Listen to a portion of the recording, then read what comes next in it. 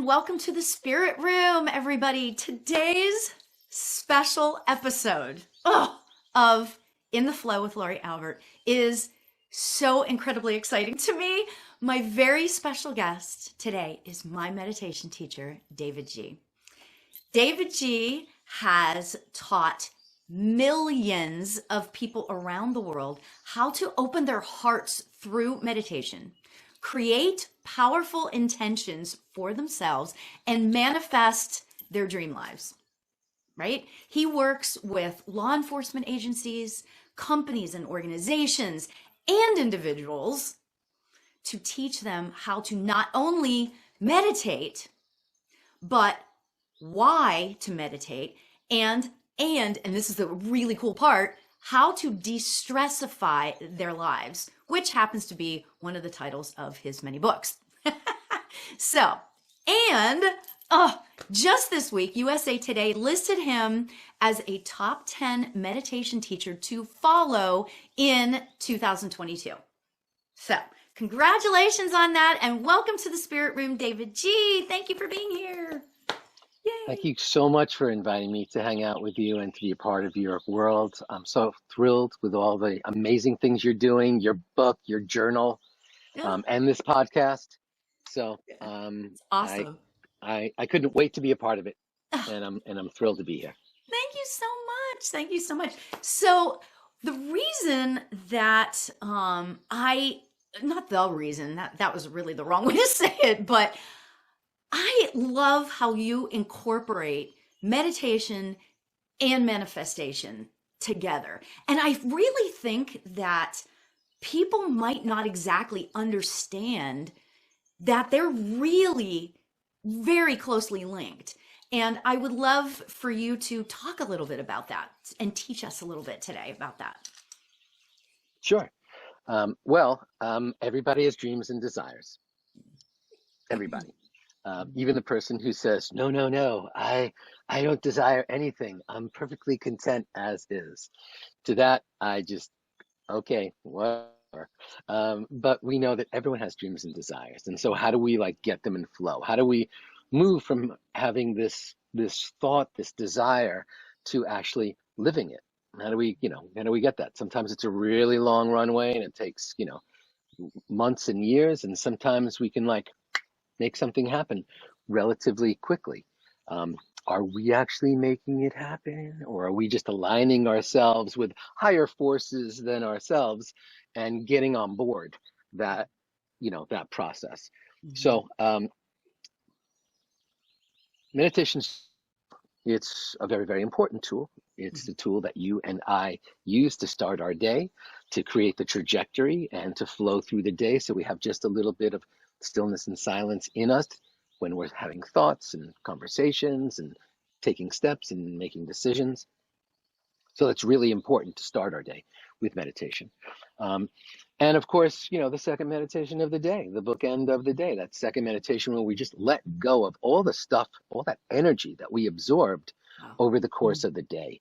Stuff we took personally, stuff we saw online, emails and texts that we maybe weren't our best self, or someone else wasn't their best self coming back at us. If we hold on to all that stuff and bring it into our dinner, and then into our evening, and then into our bedtime, and then into our bed, and then into our sleep, and then into our dreams, and then we wake up the next morning, that stuff gets crystallized, it gets concretized, and that becomes, weight that just sits on us throughout the rest of our lives. And we've probably been doing that for 20, 30 plus years. Yeah. And so meditation really, it's just a tool. It's not a religion. It's not really even a philosophy. It's a practice. Just like brushing your teeth. It's not a practice. It's not a religion, but it's a practice that we do consistently, and that allows us to either keep our teeth and have fresh breath and have healthy gums and all that other stuff, associated with it. Yeah. So we have this tool, this amazing tool, and we've got these dreams and desires. And how do we, how can we bring them together so that there's a higher likelihood that we will manifest, that we'll actually achieve? Now, an interesting thing about that, I believe meditation, the best way for it to stick is for us to ritualize it. Sure. And that's why I say, the bookends of the day. If we can start our day with some meditation and sort of like end our day or 3/4 into the day with meditation, this ritualization allows us to not need willpower to show up and do it. Because then we start seeing meditation as a gift, not a chore. It's like, oh, I get to create some stillness and silence, so I'll be a better person today. Let me at it. Yeah. And at the end of the day, I get to like let go of all that stuff, those grudges and grievances and all that stuff, even self grudges and self grievances. I get to like release that stuff. That shouldn't be a chore. It's not like, I have to vacuum again. It's sort of like, oh, I get to be my best version again. And so that's a really important concept. And we all have prayed. We all have begged. We all have pleaded with something bigger than ourselves to make something unfold, to make something happen. Sort of kind of in a way, we co-created COVID. How many times did we all say, oh, I wish I could just take a break. Oh, I wish I could just spend more time at home with Oh my God, family. so true. Oh, I wish I would just not have to be at work. I wish I could work from home. I wish all those cars would stop pumping gas, into the air. I wish the waters could be clearer. I wish there weren't so many people here. We've said that tens of thousands of times. And so we've like sort of like collectively, the power of the collective and the power of prayer, guess what? That unfolded, not as we wanted it to, but we got all those things. Yeah. God, I hadn't thought of it that way. That's amazing.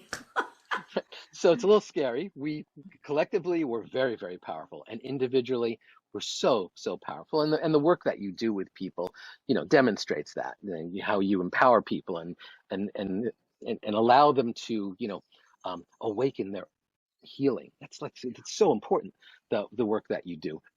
For years, I wove an intention setting practice into my meditation practice, sort of like before I went into stillness and silence. I would, ask myself, a few sacred questions, such as, who am I when I'm at my best? What am I grateful for? What does my heart truly long for? And then I would set an intention. And for years, that intention was, oh, I want, this thing to work. Oh, I want to succeed over here. Oh, I want that book to sell, 100,000 copies. Oh, I want this meditation to be like so amazing that it transforms people's lives. And that was really just a lot of praying. That's really just a lot of like, please, one more time. Please, this will be the last one. Please, please. I know I said that last one would be the last one, but how about this one? So whether that's done in a formal way or informally, we're mostly having conversations with our higher power, for lack of a better word, whether that's your God or whether that's Jesus or whether that's something that's just bigger than you. That we realize, I'm having these conversations. And of course, so prayer is talking to God, but meditation could be the listening part. So I figured, oh, I'll just weave intention setting right before, so the intention setting is here's what I want. Yeah. And then the meditation is just allow me to receive. And so for years, my intentions were all about, things that I wanted to achieve or accomplish, external things outside of me. After like 5 years, I said, you know what, that really feels a little more like begging than actually setting intentions. So let me be a little more high-minded here, and my intention is for clarity. I can't control what happens outside of me, but just allow me to understand it a little bit better, and maybe I'll be a bit of a better person. Maybe I'll be able to integrate it better into my life and make better choices because of that. So then for 5 years, I did that. It was all about clarity. And I felt so noble, felt so selfless in that process. And then I started to point, you know what? Maybe it's not about the seeds that I'm planting. Maybe it's about the soil. Maybe I need to have an intention to be this magnificent, fertile, fuel-filled, magnificent, loving, amazing soil, so that when the seed comes into it, that seed gets activated and nourished so amazingly because I am the soil. for the last decade, that's really been my mindset whenever I'm meditating. It's like, let me be this amazing soil. Because like, think about it. If the soil's amazing, even the crappiest of seed that just flies into there will most likely grow. Yeah. But if the seed is amazing, the seed is spectacular, but the soil is filled with rocks and weeds and Yeah. it's not nourishing, then that most amazing seed is going to land there and probably stagnate. It's not Yeah. going to do anything. Yeah. So I've really shifted my whole awareness and my whole understanding on like when we're planting seeds, pay attention to the soil too. Because if the soil is open-hearted, if the soil is loving, if the soil is surrendered, if the soil is open and aligned, then I can take my seed and say, here's actually the thing that I want. Here's a dream. Here's a desire. Mhm. And I feel that there's going to be this merging that goes on from alignment. Yeah. So I believe that if we can sort of ritualize our intention setting practice, and everybody gets to pick what they are. One thing that I have really shifted as well is whenever I set an intention, the way I have like the seed and the soil, in my opinion, in the best place is I make it just for today. Oh. All those things that I want out there and out there, like let me just be the most amazing person who shows up Yeah. just for today. Maybe let me just be kinder just for today. Yeah. Let me be kinder to myself and to Mhm. others. And then suddenly I had a whole day where I was kind. Like that's soil. Whatever seed is out there, that's got to be powerful. Yeah. But if I make it about like, in 6 months, I want this thing, then I'm not really fully present. And I'm always pointing out there. And what Right. about all the steps that need to be taken between now and 6 months from now? Right. So I think that for me, that has really been a powerful shift. And I think if we can ritualize our Mhm. manifestation practice, obviously through intention setting, and then you have to take the step. You can't just keep planting seeds. You got Sure. to continue to nourish the garden. You Mhm. have to make sure there's sun coming down. You have to make sure that your seeds aren't too close together. You have to make sure that the climate is right. Yeah. And you have to water. Yeah. So, even once we have intentions, our path from intention to manifestation, and they're so together, but they require good soil and good nourishment along the way. Yeah. Well, I was giggling while you were talking because the minute, like literally like 10 seconds before you talked about being in the present moment, I was like, I am really want to like I want to take in every single word he's saying because I want to be in this present moment. And then you said it and I was like, "Whoa, that was really cool." Because that's what it is. I love how you just said that. It's being in the present moment, creating that intention just for today. Oh my gosh. I mean, you're right. Why would, going too far out, that's too far out. Taking it one day at a time is the way to do that. Oh my And it gosh. doesn't mean we can't have the big dream, Of course, but how do absolutely. we get, how do we get there? It's Yeah. it's it's it's with each step. Yeah. Yeah. Amazing. Amazing. So, okay, two questions I actually have about this. You talk, and it's interesting because on my podcast, I talk a lot about obviously meditating, and I meditate almost every single episode, right, that we do. I don't completely do silence and stillness. So, can you talk a little bit about the importance of silence and stillness? Love this Yeah. conversation. Listen, there are so many types of meditations. So Right. I believe everyone should find their groove. Yeah. And why do one every single day? Mhm. Why not, Mhm. you know, create a whole bunch of different types of meditations so that keeps it interesting, Yeah. um, and it makes it fun. Okay. Well, we want to make this thing like a fun kind of thing. And so I've talked to people who are like, I've been doing mantras for 30 years. And I go, oh, well, how about we check out this body scan? And then, at the end of the body scan, they're like, no, no, didn't do it. I'm like, well, you didn't surrender. You were thinking the whole time, how come there are no mantras here? And then, of course it didn't work. Of course yeah. you don't feel anything. So we have to, figure out, let's try a bunch of different things and not just try them once. Let's try them over and over and over and see if we grow into it. And if Mhm. it's like, you know what? No, it doesn't do it for me. Okay, don't stop meditating. Just find another technique Mhm. because there are literally, millions of mantras and there's thousands of techniques, Yeah. so many ways. But we live in a world of activity. Yeah. We live in this place where, and it's beautiful activity around us sometimes. But realistically, we're in activity, and the world outside of us is in activity, Mhm. which creates a lot of noise. There's Mhm. a lot of noise. There's a lot of noise in our head. There's a lot of noise outside of us. Yeah. Real noise. There's cars and people, and where I live, there's like dogs barking and chainsaws and like all sorts of things going on here. Chainsaws. Uh, well, someone's always cutting down a tree here. So I live in a very woody place, and someone's always like, you're cutting another tree." Usually just when I'm recording something, and it's just Right. like, and I live, high on a hill, and I'm really close to landing planes. So I've got planes landing as well. So there's a lot of noise. Yeah. And so there's between social media and news and TV and the people in our lives and the projects that we have and our hopes and dreams and desires and all that stuff. There's noise and activity, but there's only one stillness. Mhm.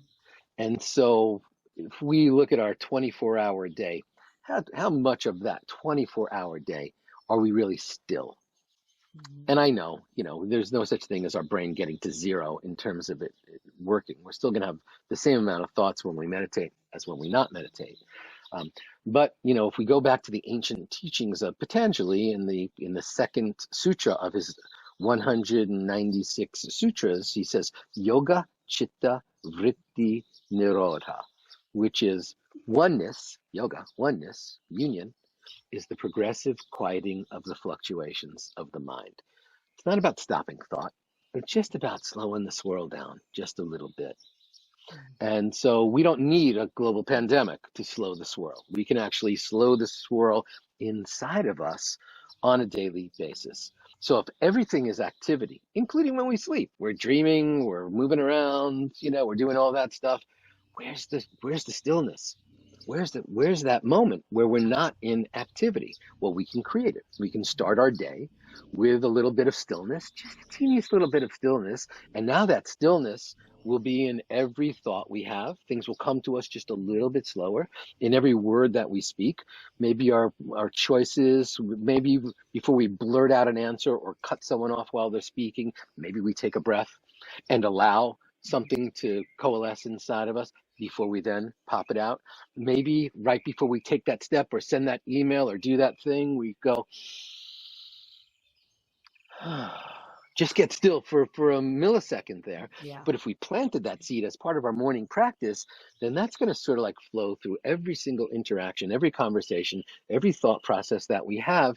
And now all of our activities just have the teeniest bit of stillness Yeah. flowing through them. So I believe we make better choices when we come from a place of stillness. Right. I think Mhm. so often we're moving into this behavior because it's conditioned. Because I always did that after that, or because, well, these are words that I use, or these are interactions that I have, or this is how I feel, or these are my belief systems, So it's very, very, very conditioned. Yeah. Well, how do we get creativity from that? How do we shift where we are into new places and new paths? That comes from us connecting to stillness because that's where creativity is born. It's Yeah. born out of stillness. That's where true connection comes from.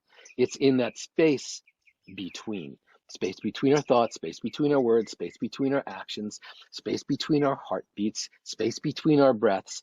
So we are naturally beings of stillness. Mhm. Our heart beats and then there's like nothing happening and then it beats again. We take a breath, we're breathing in and out and inhaling and exhaling, but there's a little flicker of space.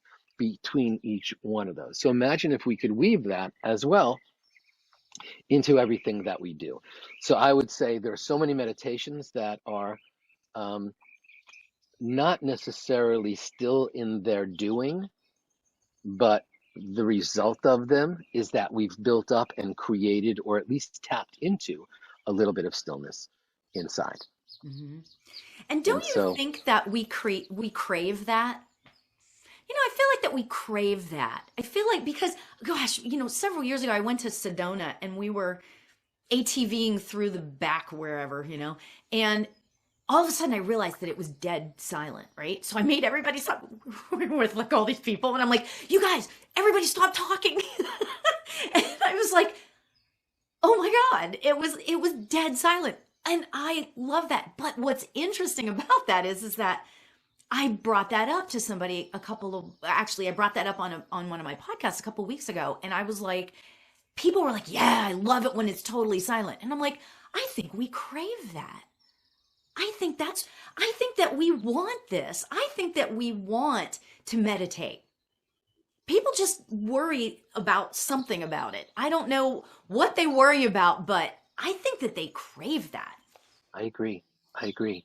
I think at some innate level, we're seeking that flicker.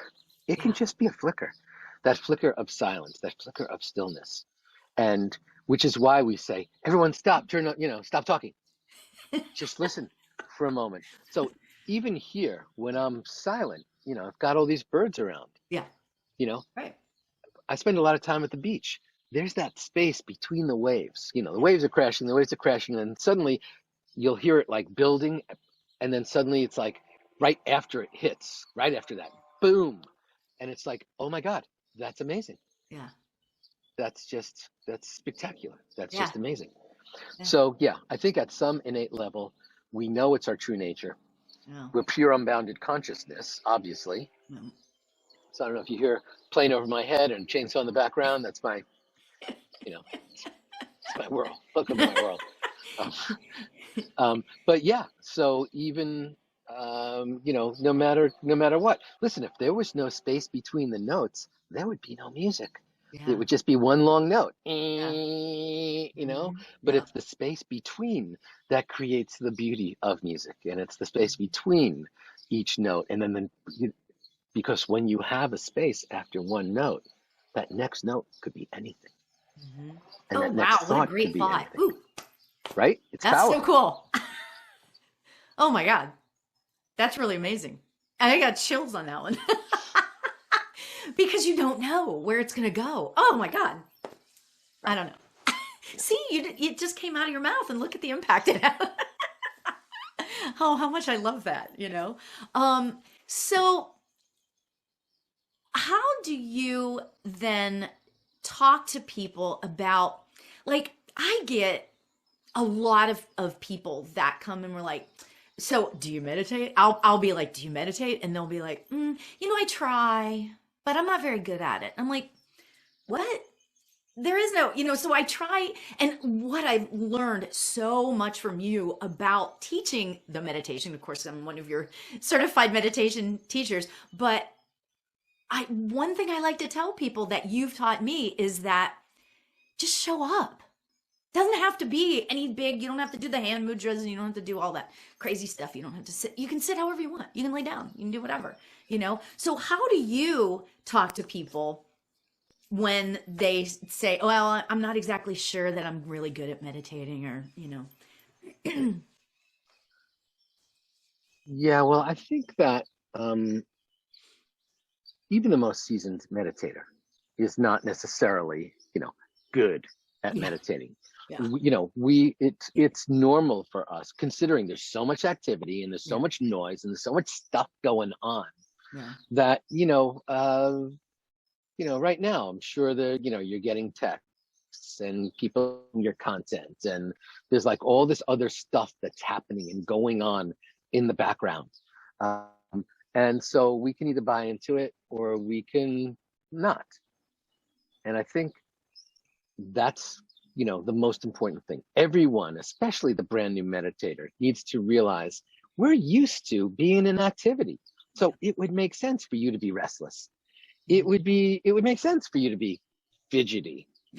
It would be totally logical for you to say, is this working?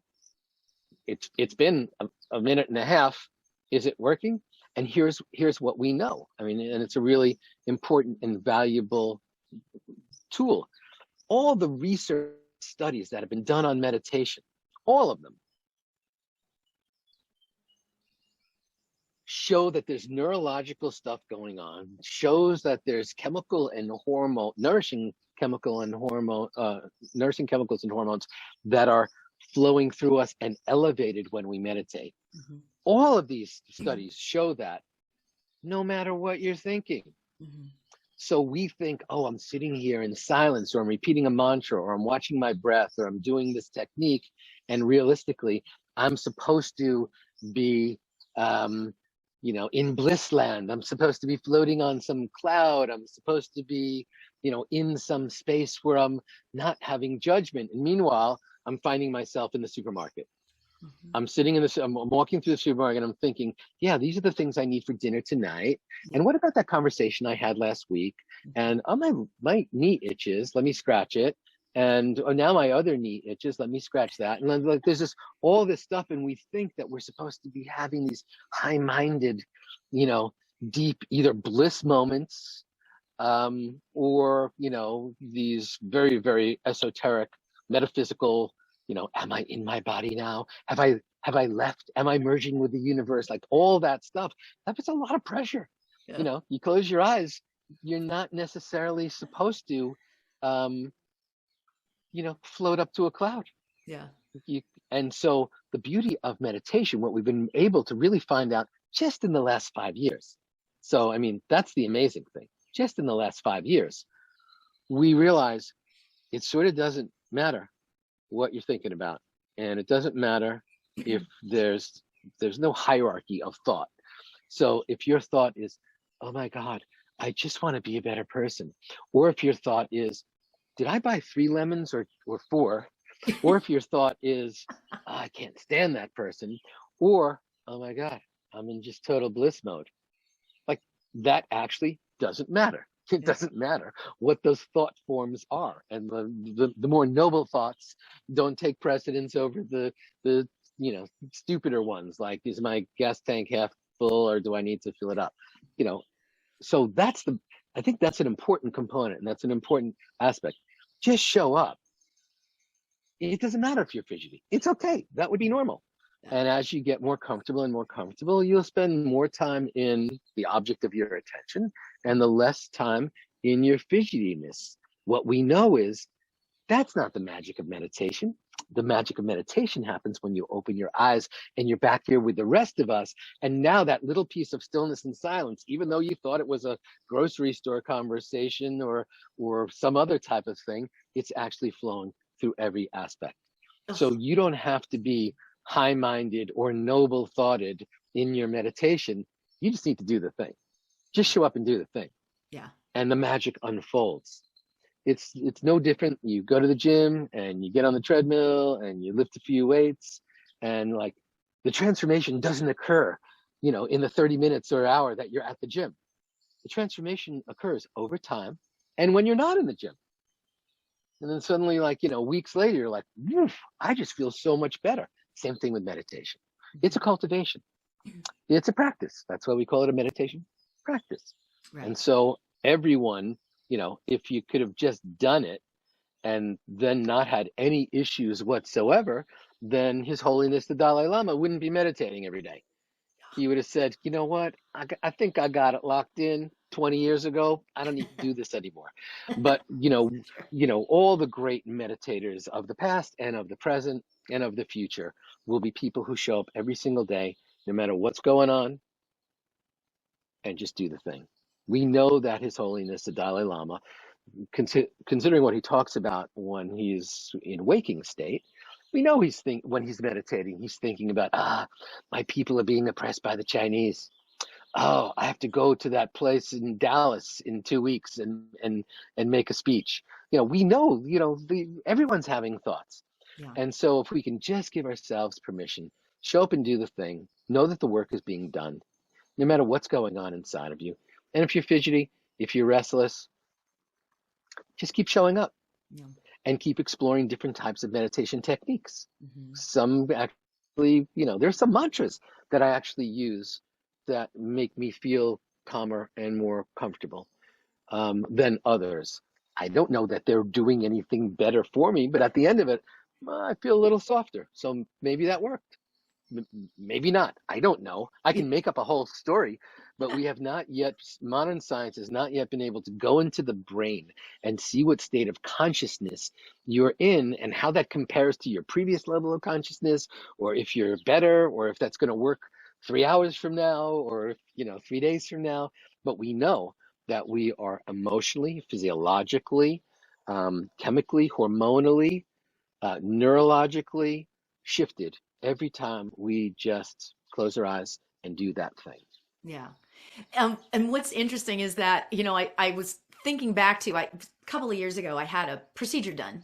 Nothing major, it was just a thing. And the lady was taking my blood pressure and my heart rate. And she goes, do you like run? Are you like a runner? And anybody that knows me knows no, not at all. Like I don't work out enough, all of that kind of stuff. But she goes, are you like an athlete or something? I'm like, no. And she goes, you've got like really good blood pressure and your heart rate is awesome. I said, well, I'm a meditation teacher. And she goes, oh. And I said, do you see that a lot? Do people ever tell you that? And she goes, oh gosh. She's like, yeah, it's either one of the two. It's either going to be like somebody that's really a great athlete or somebody that's really like into meditation. And I thought, well, there's two different ends of the spectrum in a sense, Right. Imagine you could be so active or not so active and same benefit, at least blood pressure wise and heart rate wise. Mm-hmm. We don't know that the same. There hasn't been any studies that show that running is more powerful than meditation. There have been studies that show that your mind and your stress hormones and all that stuff calm down more from meditation than from listening to Mozart. That you actually have more cerebral blood flow and more activation of your prefrontal cortex than listening to the most calming sonata. So we know meditation's sort of like a special secret. It's like it's got its own lane that has those obvious blood pressure and physiological benefits, but also has these other longer lasting stress management, anxiety management, better sleep. A lot of my friends are runners. I am not a runner. Like you, I am not a runner. I walk my dog every day. We hike every single day, but I'm not doing that cardio. I know I should. But I'm still, my sleep is better because of my meditation. Right. And I know tons of runners, their sleep is very, very sketchy. Their heart's great, but they can't sleep at night. Mm-hmm. Their heart's great, but they're still very reactive in conversation. Their heart's great, but they haven't necessarily experienced the benefits of a daily meditation practice. So I would say, what I try to do is convince them, well, run, meditate too, meditate first, then go running. And some of them it sticks. Others of them like, no, running is my meditation. I'm like, obviously not. Yes. Oh, you haven't slept in 3 months. So obviously running is not your meditation, but you're in great shape. So before I'm going to ask you if you could lead us in a meditation, but I have one other sort of question related to manifesting, okay, in manifestation and meditation. Yes. So I talk a lot about keeping our vibration high, okay? The work I do as a medium, the work I do teaching classes and teaching my students and that sort of thing, I am always working at the highest vibration I can possibly do. Now, my question to you is how do I want to say this? The correlation between meditating, keeping your vibration high, and ultimately manifesting.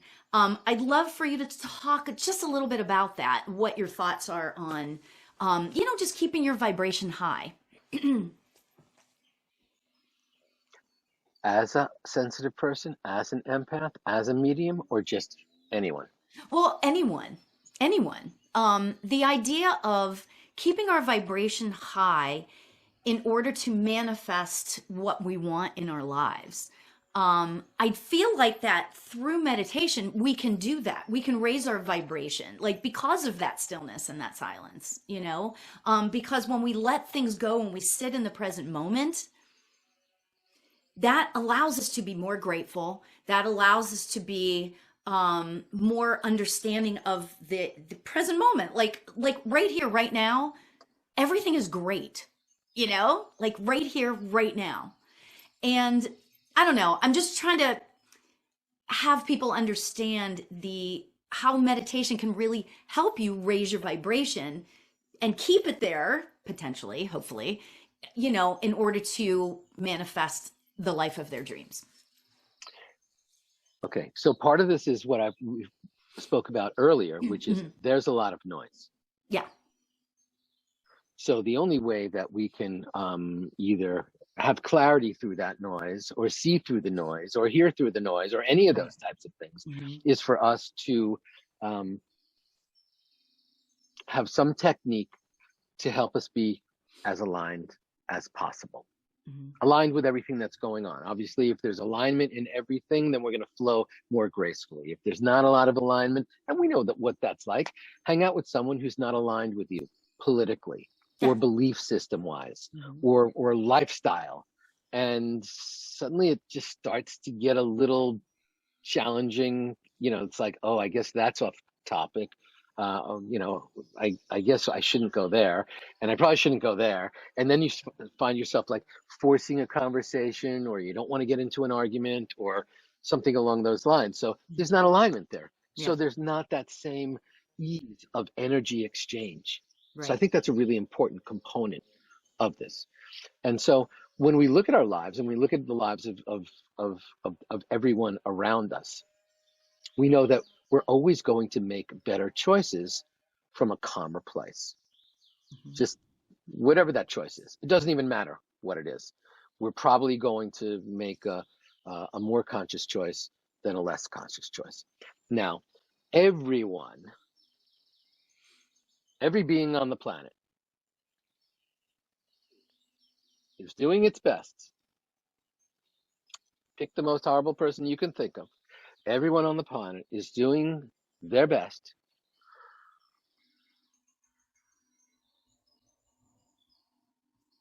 at the time. Right? So that's pretty critical. That's pretty important. You know what? If you just think about that. You cut out right as you said that. Could you repeat that again? I'm sorry. Yeah, sure. Hold on 1 second. Are we good? Yeah. Okay. Yeah. Your Wi-Fi thing was yellow. No, the wind blew. So let's look at it this way. Everyone on the planet is doing their best from their level of consciousness. And you may say, "Oh no, not that guy, not that dictator, not that jerk, not that horrible person, not that." Yes, from their level of consciousness at the time, which means if someone is practicing egregious behavior, we know they're doing their best from their level of consciousness in that moment. Their level of consciousness might be a mile below where we are in that moment. Yeah. So, here's another important aspect. I really can't reach into your level of consciousness and change it. But let's be a little more compassionate. So let's realize, oh, you know what? Well, when I'm tired, I'm not particularly, amazing. I can be a little harsh with people or sharp with people or curt with people or thoughtless with people. When I'm lazy or overtired, when I've had like a giant meal and my stomach is like exploding and I'm just like, oh my God. And someone's like, hey, I really need to talk to you about this really important thing. It's like, now's not a good time. no matter what's happening out there. Right. So we suddenly start to realize, even we, and some people, you've had too much to drink, or you're exhausted, or you didn't get a good night's sleep, or you're sick, or you're overworked, or you're overwhelmed. Our level of consciousness in those moments is substantially lower than when we're well rested, well fed, feeling really good, receiving nourishment and love. It's like, I'm here. I'm showing up. I'm at my highest level. Mhm. So if we can appreciate that everyone is doing their best from Right. their level of consciousness, Mm. as we point around at other people on the planet and realize, oh my God, you are horrible, you are despicable, you are this, we're really looking at their behavior, and they're actually doing their best from Yeah. their level. So how do we shift that? How do we shift the world? How do we shift ourselves? I can't Right. reach into somebody 10,000 miles away and raise their level of consciousness, but I can show the way.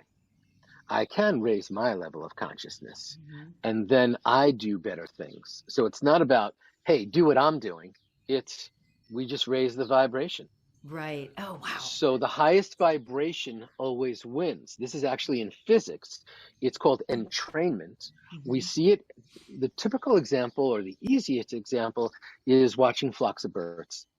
You got one at the front, and you got, the others maybe in a V shape or whatever, pulling behind, and they're all just moving in that flow. Everyone knows their role.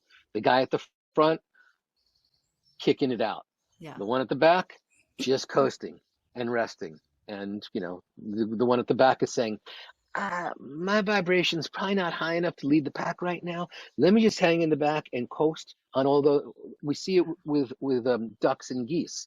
The mother geese or the mother duck is like moving in a thing, and the little goslings or ducklings behind that, they're just like flowing. And I've watched, and I would encourage people, if you see ducks or geese in the future, and that pack is moving on, you'll see one veer off just out of, ooh, think I'll go check this out over there.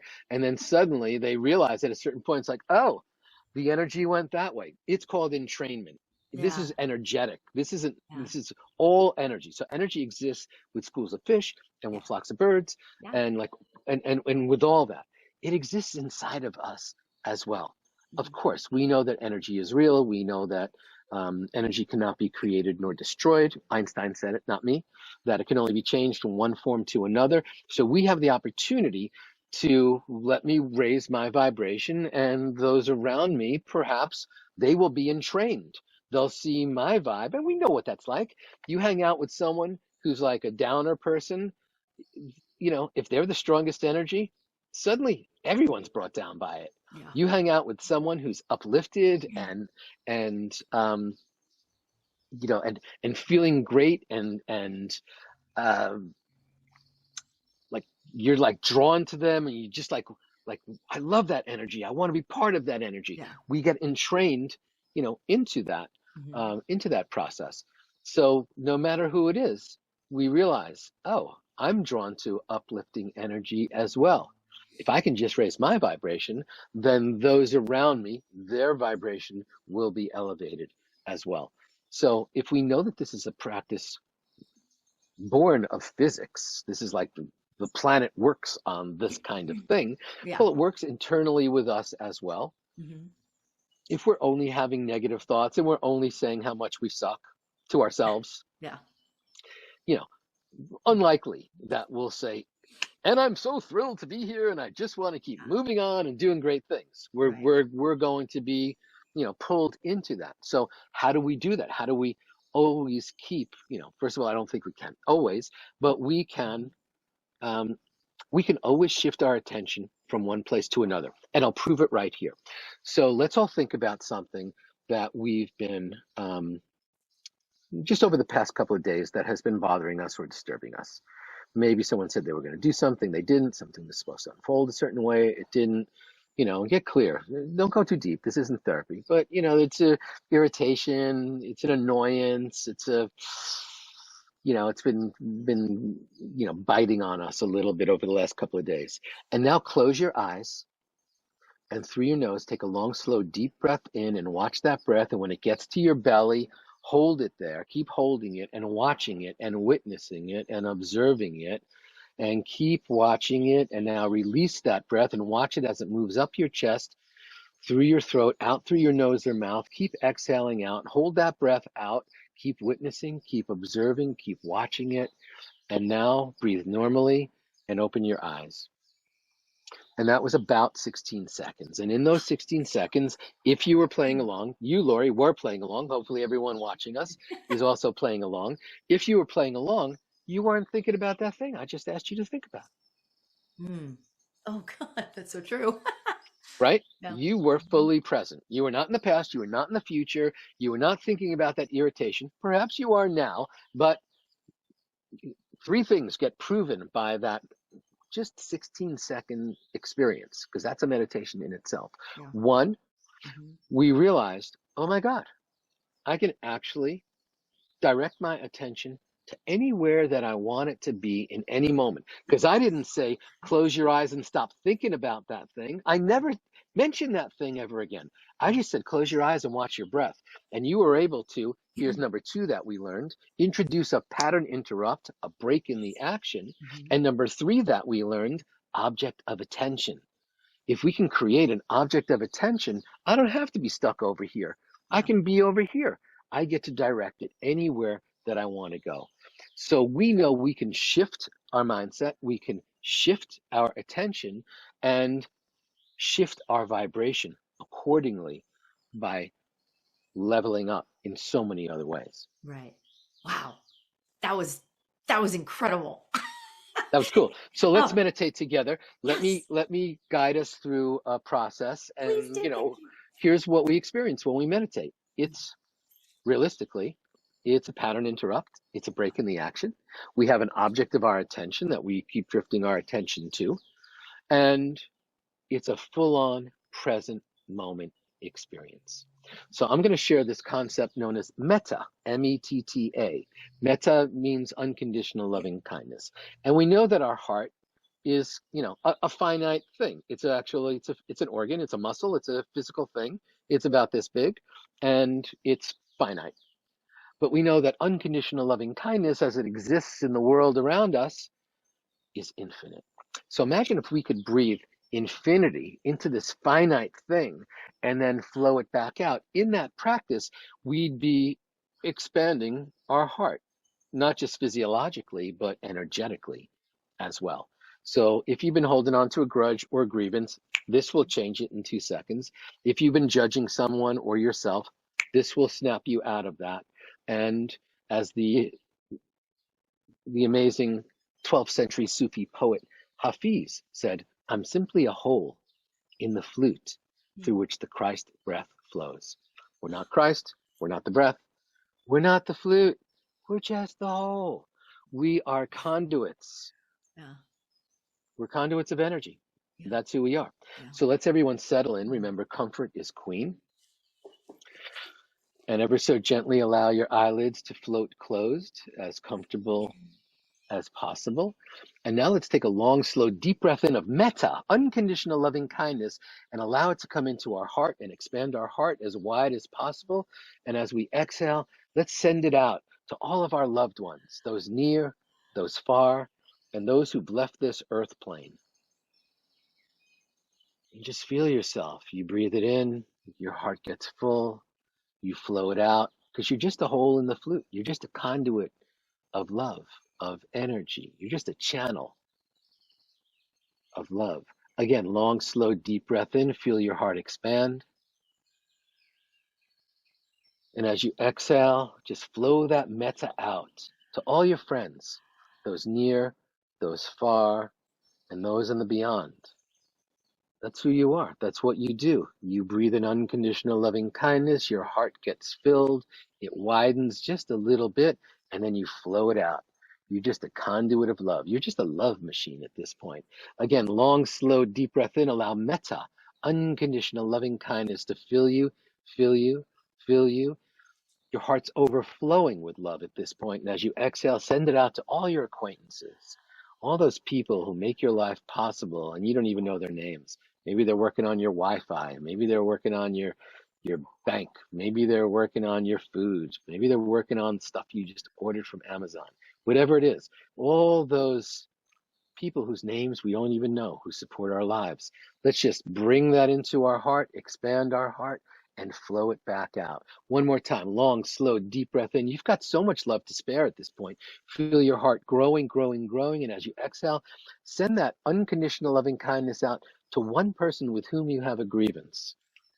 This isn't about forgiveness. This is just about you being a hole in the flute.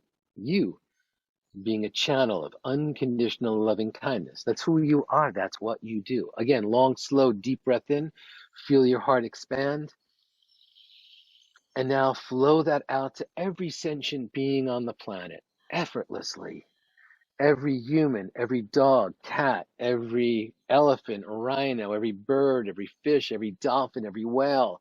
You're just flowing it out there. Every lizard, every blade of grass, you breathe it in, your heart expands, you flow it out. You're just a conduit of energy, a conduit of love, a conduit of sweetness.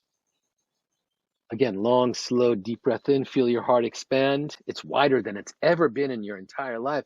And as you exhale, see if you can surround the entire planet in a bubble of love. You breathe it in from infinity, your heart fills with it, and now you get to wrap the entire planet in that bubble of unconditional loving kindness. Every mountain, every river, every lake, every ocean, every valley, every sidewalk, totally wrapped in this bubble of love that's touching every single person on the planet, wherever they are, no matter what's going on.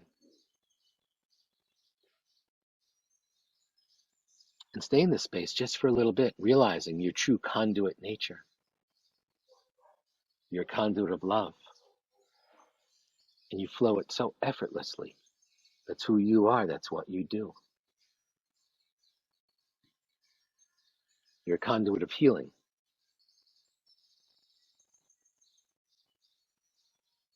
You're a conduit of abundance.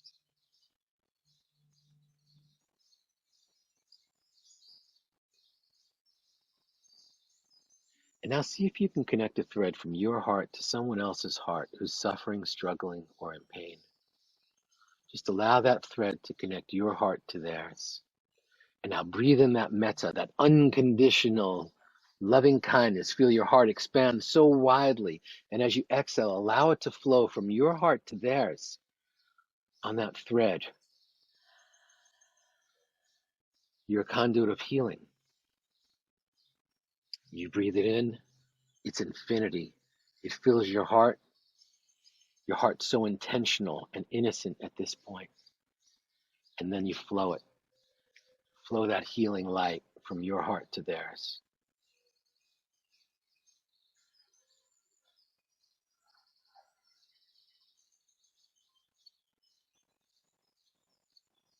See if you can make eye contact with this person right now who's suffering, struggling, or in pain. And know that there's that connection. You're just flowing unconditional loving kindness, healing light, warmth, comfort from your heart to theirs. Make that eye contact right now. And see that connection. See how powerful that connection is. Now take a long, slow, deep breath in.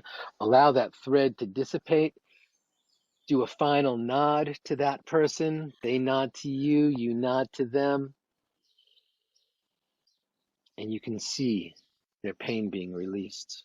You can see their soothing and their suffering dissipate. Again, long, slow, deep breath in of metta. Feel your heart fill. And as you exhale, see if you can ripple gratitude into every single cell in your body. 30 trillion cells. Just allow each cell in this moment to just be filled with gratitude from that one inhale.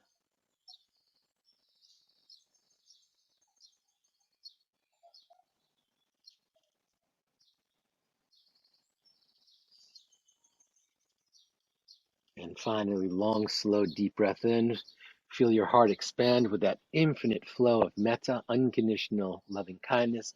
And as you exhale, send it out to each other. I'm sending it to you. You're sending it to me in this moment. I send it out effortlessly, innocently. Comes back to me so effortlessly. Unconditional loving kindness just raining on each of us right now.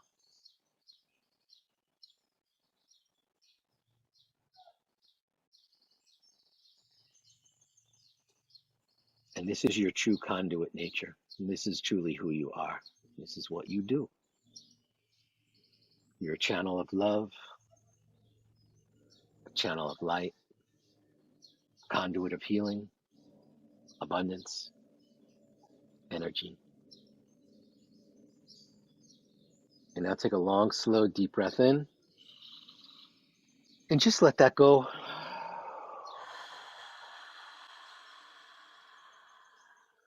Let's do that one more time. Long, slow, deep breath in. Feel free to place your fingertips or your palm or your hands on your heart and give it a nice heart hug, sweet, gentle massage.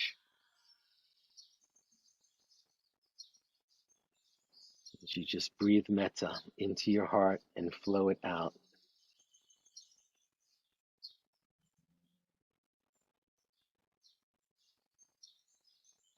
And when it feels comfortable, you can slowly open your eyes.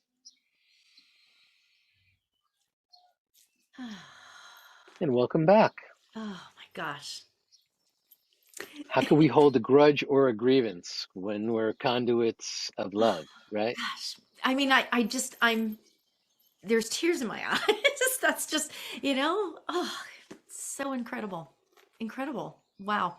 Thank you for that so Yeah. much. Oh my gosh. And So thank that's you. an easy present moment experience for anyone to, I would encourage you to keep watching this video, Yeah. watch our video and go through this process with us. Yeah. That's a way for you to just nourish the soil. Yeah. I love that.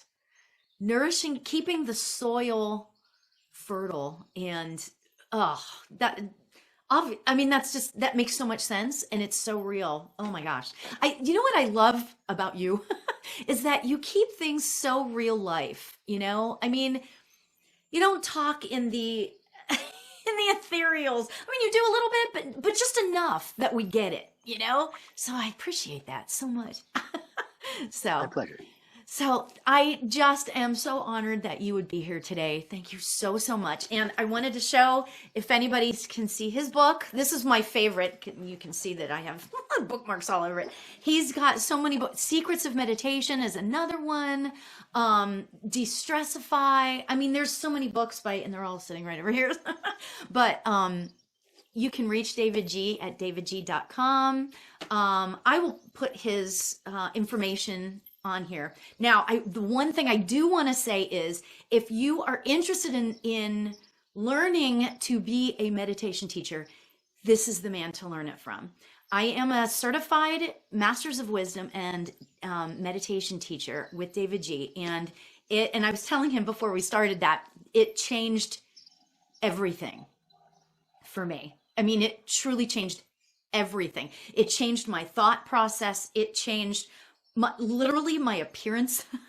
It just changed so much about me for the better. I hope people think, and I appreciate that so much. Just everything that you give to the world. So thank you so much. I appreciate you. Thanks for being here. Thank you. Oh, that's Thank so you. great. Thanks so much for inviting me Absolutely. and playing along with Oh, me. love And to. thanks for your good questions. That was Yeah. great. We got to explore a lot of cool stuff. Good. Well, thank you so much. Okay, so I'm going to just say a final namaste to everybody. Thank you so much, and I will be seeing you soon, everybody. Namaste.